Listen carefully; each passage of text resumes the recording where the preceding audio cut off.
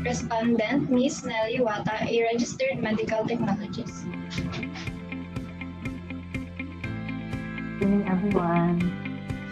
Good afternoon, ma'am. Good afternoon, ma'am. My first question, ma'am. At what year and where have you finished your degree? Again, at what year and where did you finish your degree? I graduated last 2019, March 2019, in General Santos Doctors Medical School Foundation Incorporated. Okay, thank you, ma'am. Good afternoon po, ma'am. The second question is, when did you take the board exam po? I took the board exam the same year, last 2019, September, and also passed it that year. Question, ma'am. Good day. Where was your first job and in what section of the laboratory are you assigned? My first job was in a freestanding laboratory.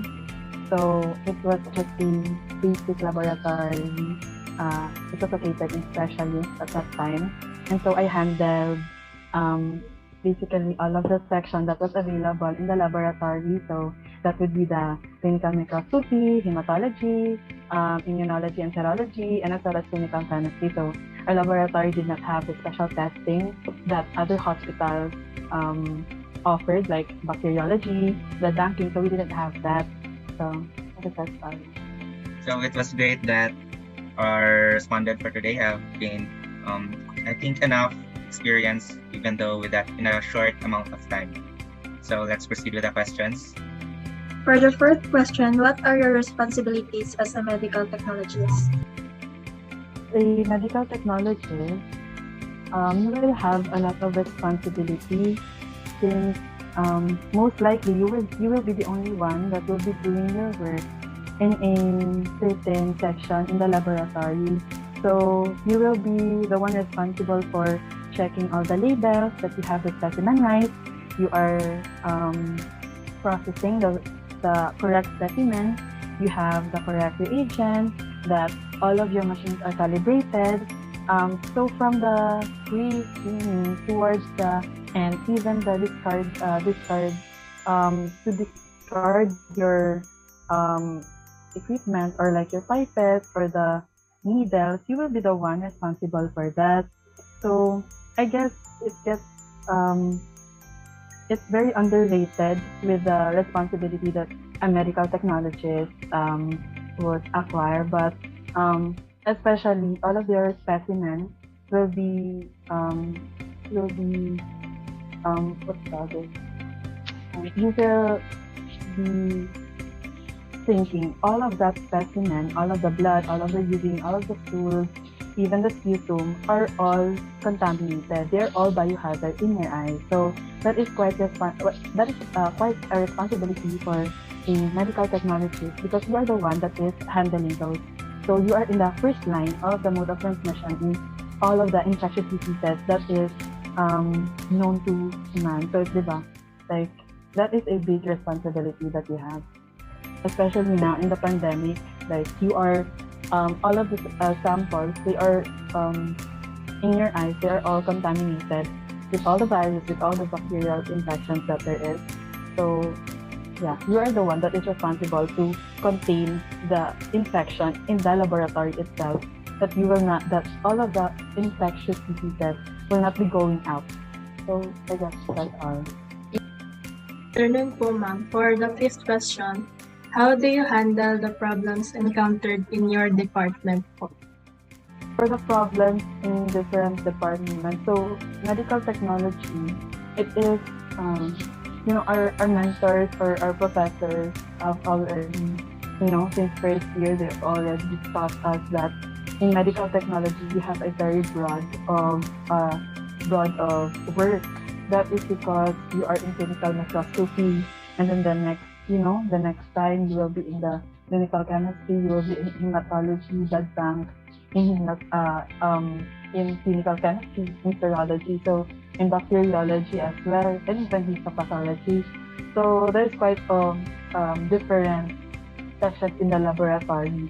So those different sections in the laboratory that would rise different problems itself in different sections. And those different problems would require different ways in handling the problem. So, for example, you are in serology, and in serology, you don't just release the results, especially those positive results. You don't just release it carelessly.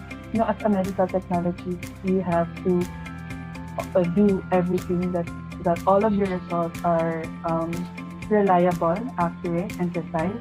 And so, if there are problems that will arise, there are also protocols that you have to follow, so that there are uniform solutions in every problem in the laboratory. So, and also if there are doubts in your which rarely happens, So if you have doubts in your results or doubts in how to do this and how to do that, you always have your senior medical technologist that you can go to.